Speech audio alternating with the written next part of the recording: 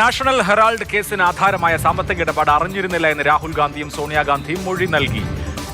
Associate journal ലിമിറ്റഡും young India കമ്പനിയും തമ്മിലുള്ള 90 കോടി രൂപയുടെ ഇടപാട് അറിഞ്ഞിരുന്നില്ല എന്നാണ് ഇരുവരും ഇഡിയോട് പറഞ്ഞിരിക്കുന്നത്.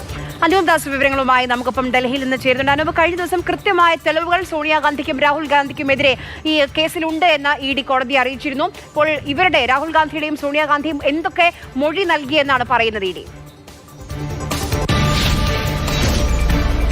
ഞങ്ങളൊന്നും അറിയാതെയാണ് ഈ സാമ്പത്തിക ഇടപാട് നടത്തിയത് എന്ന് ഇഡിയോട് പറയുകയാണ് രാഹുലും സോണിയയും എന്നാണ് ഇതുമായി ബന്ധപ്പെട്ട ചോദ്യം ചെയ്യലിന്റെ വിശദാംശങ്ങളിൽ ഇഡി പറയുന്ന കാര്യം. നേരത്തെ സോണിയാഗാന്ധിയെ ചോദ്യം ചെയ്തിരുന്നു 2 വർഷങ്ങൾക്ക് മുൻപ്.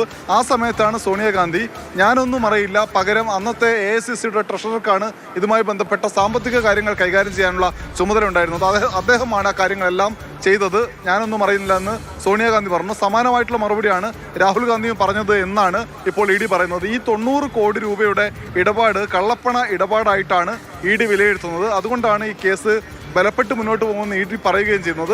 ആ പ്രധാനപ്പെട്ട ഇടപാടാണ് ഞങ്ങൾക്കറിയില്ല എന്ന് കോൺഗ്രസ് നേതാക്കൾ വ്യക്തമാക്കുന്നത്. ഇപ്പോൾ ശരി, അനൂപ് ദാസാണ് വിവരങ്ങൾ നൽകിയത്. ഞങ്ങൾ ഒന്നും അറിഞ്ഞില്ല എന്നുള്ളതാണ് സോണിയാഗാന്ധിയുടെയും അതോടൊപ്പം തന്നെ രാഹുൽ ഗാന്ധിയുടെയും മൊഴി എന്നാണ് ഇഡി പറയുന്നത്.